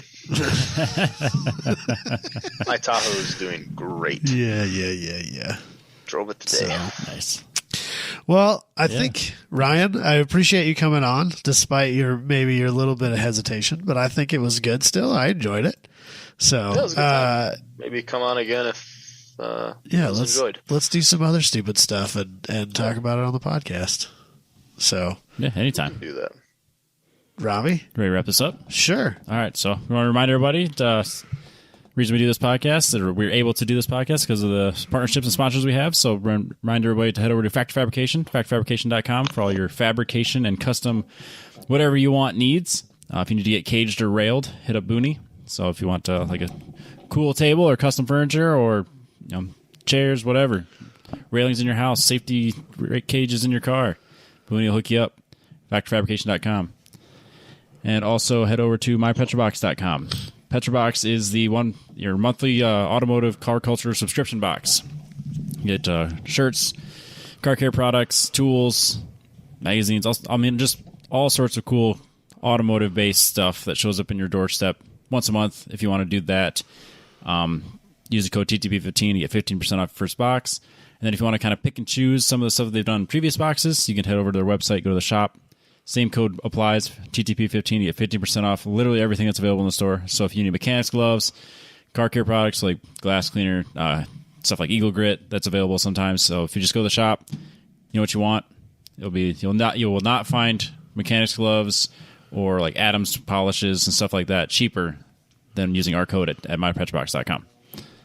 And finally, no hot take this week, but if you want to get faster on track, Apex Pro is the best bang for your buck. ApexTrackCoach.com. Use the code 10tenths to get 10% off your Gen 2 when you get that and a window mount. The Gen 2 has more capabilities. You can do the crew view on their app, and you can get live telemetry and stuff. People can watch you. You can watch other people if you have the app. And the app itself is the official motorsports app of 10 Tenths Podcast. It is free. You can use it to kind of get an intro into what their capabilities are. So if you want to just use it like a lap timer using just your phone, you can do that for free. Or you can pair it with any of their units, so the Gen 1 or the Gen 2, obviously getting more capabilities. And then you can take that data and you can do coaching sessions with Andrew. Then that's available at their website. Also, congratulations to Andrew and his new baby. Oh, that's right. I was trying to schedule my coaching session with him. That son of a gun. I literally texted him yesterday. I was like, all right, let's get this on the books because I want to at least have a date. And then he texts back a picture of a child. He's like, I'm a little busy right now. He's like, how about next week? Done. Yeah. So, but always happy to support Andrew. So congratulations on having the baby. And then everyone else needs to go and say congratulations. And while you're out at the website, buy an Apex Pro. ApexTrackCoach.com. That's a show, man. Yeah. Thanks again, Ryan. Hey, no problem. Thanks for having me. Finally. I'll see you. Reluctant. I'll see you in October, probably. Maybe probably. You got an ABS unit to buy, so I'll see you. Well, that's if he didn't sell it out from under me. I'll message. He would him. never do such a thing. I don't think he would. I would hope he wouldn't. I'd feel friendship over if he did. Did he say you had it? Like it's yours, or? I thought I was the only one that messaged him. So it says pending sale. I'm hoping that I'm the one he's assuming is going to. Oh, perfect. You'd be fine. He's a good guy. Yeah. No, many thanks to Wes. Yeah, I say I get along with Wes really well. I owe him many thanks. Well, if he does have it off the car and I am in fact the one buying it, then I could see you in a week or two. Yeah, just let me know when you're coming to town. I don't have anything planned for the foreseeable future. Right. Me neither. Yeah, bullshit. You have a whole WRL schedule. That's not until May though. It's fine. It's May. Road America in May. Oh yeah, that's right. I'm gonna come smoke cigars and do your fueling. Not at the same time. Yeah, not at the same time, please. We will see. I might come out for that actually. Yeah, that'd be fun. It's gonna be a good one. Yeah, a lot of people are coming out for that. You guys can all stay away while we're busy. What if we want to help, Robbie? What if I have to do maintenance on the van again? Don't be around. Because I'm gonna have my children with me, so we're gonna be on the other side of the racetrack for that. We just throw in hubs. If you're doing maintenance on the van, I'm just gonna be looking over your shoulder. You sure that's where that goes, Robbie? I don't fucking That's care. It's gonna not be my Ryan. van. It's not my van. All right. Short show. Yeah, okay. All right. What was that one? Hour 49. Oh, look at us. Yeah, short show. It's under 2 hours. That's because we did have an intro and we did do a hot take. Here's a hot take for you. I forgot to do it in the show. Show's not over. Because we're in Louisville. Dalton also bought this bottle of bourbon from Four Roses. For you? So we bought the bottle from Four Roses, and because there's so much culture in Louisville, and by culture I mean tent cities downtown, Dalton left a bunch of stuff in the car, that has no roof. Oh, God. So one of the things he left was this bottle of Four Roses, because he actually enjoyed it. Left it in the car, so I thought I did the right thing and grabbed it and brought it up to the room. Well, he didn't know that, so that housekeeper got a really nice tip that day. So That's hilarious. cheers, Dalton. Here's your hot take. Sick bird. For real, been fun. Yeah. We'll do one again. So No, Yeah. we'll definitely do more. And we'll catch everyone else next week.